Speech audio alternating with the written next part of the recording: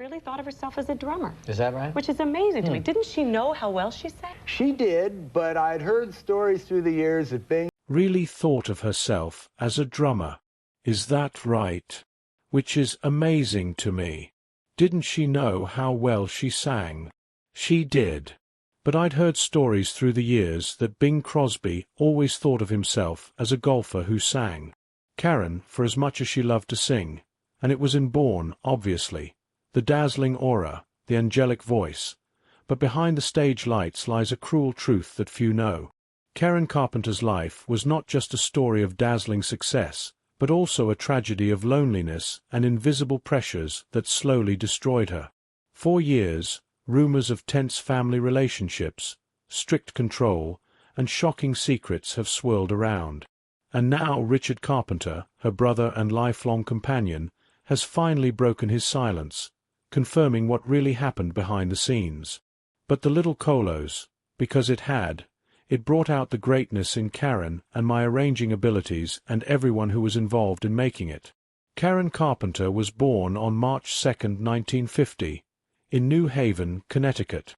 Her brother Richard was born 4 years earlier, on October 15, 1946. Their parents, Agnes Ruhr and Harold Bertram Carpenter, were not only indifferent to each other but also showed little concern for their children. Agnes was blatantly biased toward Richard, making Karen feel like nothing more than a shadow in the family. Unlike his wife, their father had a deep passion for music. He owned a vast record collection spanning rock, pop, soul, jazz, and classical music, a musical treasure that profoundly influenced both siblings. Beyond that, he encouraged them to learn music from an early age. Richard displayed remarkable talent early on, starting with the accordion before mastering the piano with ease. Meanwhile, Karen showed little interest in performing and preferred simply listening to music. It wasn't until her teenage years that Karen gradually discovered her passion for singing and exploring musical instruments. Though they had their fair share of sibling quarrels, the two remained close. Karen was energetic, loved playing baseball with the neighborhood kids, and was often picked for teams before Richard, something that occasionally annoyed him. Agnes' favoritism became more obvious. She always defended Richard whenever he was upset while constantly scolding Karen, as if every mistake was her fault. By the time Richard turned 16, his piano skills had reached an impressive level. Believing their son could succeed in a professional music career, the family decided to move to Southern California in 1963, where the music industry was booming. Though she didn't want to leave her friends, Karen had no say in her parents' decision. They placed all their hopes on Richard's career. In their new home, Richard began performing in clubs, sometimes even hiding his real age as he was still underage. Meanwhile, Karen, wanting to avoid gym class, joined the school band, an accidental choice that ignited her passion for the drums. In 1965, Richard formed the Richard Carpenter Trio with Karen on drums and their school friend Wes Jacobs on bass. Although frequent heated arguments occurred, Richard refused to include Karen's name in the band's title. Even so, the trio quickly gained recognition in the local music scene with their captivating performances, covering popular songs and playing Richard's original compositions. Their first big break came in 1966, when they won a major music competition in California and signed a contract with RCA Records. Still, the timing was not in their favor. Their soft jazz style couldn't compete with the electrifying rock waves sweeping the nation. Before long, RCA cancelled the contract, leading to the group's disbandment. In spite of the setback, Richard refused to give up. He formed a new group called Spectrum, focusing on vocal harmonies. Even then, luck was not on their side, and Spectrum soon faded into obscurity. Nonetheless, during this time, Richard made an important discovery. Karen was not just a skilled drummer. She had an enchanting, crystal-clear voice. Believing this was the key to success, Richard persuaded Karen to take on the lead singer role. At the time, 17-year-old Karen weighed 143 pounds, about 65 kilograms, a number slightly above the beauty standards of the era. After dieting and losing around 11 pounds, 5 kilograms, she received numerous compliments, sparking an obsession with weight control. In early 1969, their long-awaited opportunity finally arrived. A friend sent a demo tape of the siblings to a record label. Soon after, Herb Alpert, the renowned trumpeter and co-founder of A&M Records, was captivated by Karen's voice. He immediately offered them a contract. Since Karen was not yet 21, her parents had to sign on her behalf. On October 9, 1969, the Carpenters officially debuted with their first album, Offering, in which Richard handled most of the lead vocals. Nevertheless, the album failed to make an impact, causing A&M executives to doubt the duo's potential. Faced with pressure to drop them, Herb Alpert remained steadfast in his support, and it was this perseverance that paved the way for the rise of one of the most iconic musical groups in history. From their first hits to the peak of fame, not only a talented producer, Herb Alpert was also the one who laid the foundation for the Carpenters' phenomenal success. He was married to singer Lonnie Hall, known for her sweet duets like Corazon and Cantame with Camilo Sesto. However, perhaps Alpert's greatest legacy was introducing the Carpenters to the song that would change their lives. They Long to Be Close to You. Prior to that, the song had been recorded by big names like Richard Chamberlain, Dionne Warwick, Dusty Springfield, and even Herb Alpert himself. Strangely, none of them achieved significant success with it.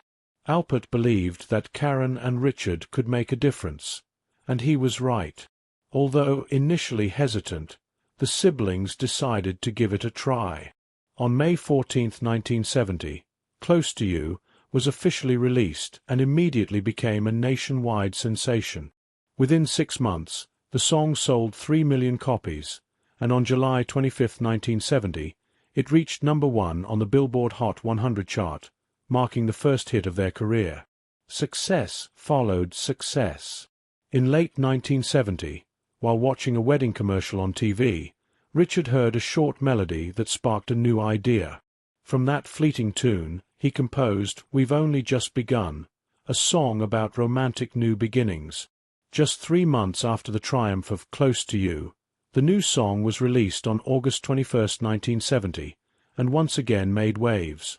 We've Only Just Begun quickly climbed to number 2 on the Billboard Hot 100, second only to Simon and Garfunkel's masterpiece, Bridge Over Troubled Water. The song not only sold another 1 million copies, but also earned them 2 prestigious Grammy Awards in 1971. In just 1 year, the Carpenters had transformed from unknown artists into a global phenomenon. With rising fame and fortune, both hits were included in their second album Close to You, released in late August 1970.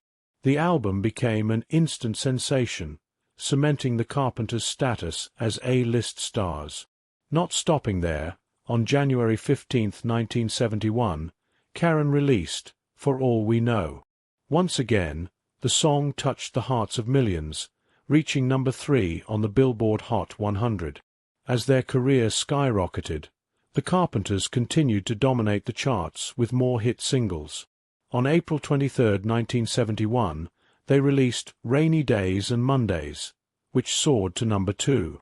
Shortly after, the emotionally charged ballad Superstar also reached number 2, solidifying their place in the hearts of fans. Both songs were featured on their third album The Carpenters, released on May 14, 1971, the first album to showcase the band's iconic logo, which would later become an unmistakable symbol of the Carpenters. Although Karen was the soul of the group, with her crystal-clear, mesmerizing voice, she still chose to sit behind the drums during performances while Richard and other musicians stood at the front. However, this performance style faced criticism. In early 1971, under pressure from fans and the media, Richard finally agreed to let Karen step into the spotlight, where she rightfully belonged. From that moment on, Karen became an irreplaceable star, and her brilliance gradually overshadowed Richard's role. Their career reached new heights on June 19, 1972, when the Carpenters released "Goodbye to Love," a song that was not only a commercial success but also a musical revolution. The highlight of the song was Richard's innovative fuzz guitar solo, a bold and rare technique at the time. This groundbreaking performance earned "Goodbye to Love" recognition as the first power ballad, paving the way for future ballad styles. The song was part of their fourth album A Song for You, released in June 1972. The album continued to produce major hits, including "Hurting Each Other," which reached number 2, "It's Going to Take Some Time," which climbed to number 12, and most notably, "Top of the World," which returned the Carpenters to the number 1 spot on the Billboard Hot 100 chart. Their fame even reached the political sphere. On August 1, 1972, the Carpenters were honored to perform at the White House at the invitation of President Richard Nixon, a milestone moment in their career. On stage, they embodied the perfect image of the American dream. But behind the dazzling lights, the Carpenters' lives were far from simple or as flawless as the love songs they shared with the world. Their 7th album, A Kind of Hush, released on June 11, 1976, failed to meet expectations. Even so, they had already left an indelible mark on the music world with over 150 million records sold globally. Karen Carpenter's voice, sweet, haunting, and profoundly moving, was celebrated as one of the greatest female voices of all time, leaving a lasting legacy in the music industry. But fame could not fill the void in Karen's heart. Though she dated several prominent figures, she never found true love. Then, in the early 1980s, Karen met Thomas James Burris, a real estate developer 9 years her senior. They met at an upscale restaurant, where Burris captivated Karen with his charm and confidence. Still, beneath his polished exterior lay a painful truth. Burris was drowning in debt and searching for a way out. Emotionally vulnerable, Karen fell quickly into the relationship. After a brief courtship, Burris proposed, and they planned to marry on August 31, 1980, at the Crystal Room of the Beverly Hills Hotel. At 30 years old, Karen believed she had finally found the loving home and children she had always dreamed of. But just days before the wedding, her hopes were shattered. Burris coldly confessed that he had undergone a vasectomy and could not have children. Devastated, Karen wanted to call off the wedding, but her mother adamantly refused, arguing that it was too late to cancel with invitations sent and family arrangements made. Desperate for her mother's approval, Karen went through with the marriage, a decision that would cost her dearly. After the wedding, Burris revealed his true colors. He squandered Karen's money lavishly, spending thousands on extravagant luxuries. Worse still, he subjected her to physical and emotional abuse, turning her life into a nightmare. Within a year, unable to endure any more, Karen filed for divorce. But the emotional scars ran deep. Despite her failing health, Karen continued her relentless pursuit of thinness. She escalated her use of laxatives, taking up to 90 pills a night, and also abused thyroid medication to accelerate her metabolism. The harder she tried to control her body, the more it spiraled out of her grasp. By 1981, Karen's condition could no longer be hidden. Realizing she needed help, she sought professional treatment. Defying her family's objections, she traveled to New York to consult with Stephen Levenkron, a leading specialist in eating disorders. For a while, it seemed like things were improving. But just as hope began to surface, tragedy quietly crept closer. The angel with a broken heart and Richard's confirmation. The final months of Karen Carpenter's life were a heartbreaking struggle between fragile hope and harsh reality. After years of battling anorexia nervosa, she sought help from psychologist Stephen Levenkron. Recognizing the increasing danger of Karen's condition, Levenkron arranged a family therapy session with her brother Richard and their mother Agnes. During the session, he emphasized that what Karen needed most was not just medical treatment, but also love and support from her family. Richard, deeply caring for his sister, tried to express his concern. But what hurt Karen the most was the coldness from her mother, the person she had always longed to be recognized and loved by. Agnes' silence was like a knife piercing Karen's already fragile heart. In September 1982, as her health reached a critical point, Karen was hospitalized at Lenox Hill in New York. There, doctors decided to initiate intravenous nutrition therapy to help her gain weight quickly. But this life-saving measure came at a devastating cost. After years of physical depletion due to erratic eating habits, Karen's body could no longer withstand the strain of rapid weight gain. Her weakened heart became a ticking time bomb, ready to fail at any moment. In spite of the physical and emotional pain, Karen continued to pursue her career. On December 17, 1982, she gave her final performance at the multi-purpose room of Buckley School in Sherman Oaks, California. No one present that day knew they were witnessing the fading brilliance of one of the greatest voices of all time. The final tragedy struck on the morning of February 4, 1983. Entering her room, Agnes was shocked to find Karen collapsed and unconscious on the floor. Although she was rushed to the hospital, all efforts to save her were in vain. Her heart had stopped beating. She was only 32 years old. 6 years later, in 1989, CBS produced a biographical film about Karen Carpenter's life. Nevertheless, the film only revealed part of the truth.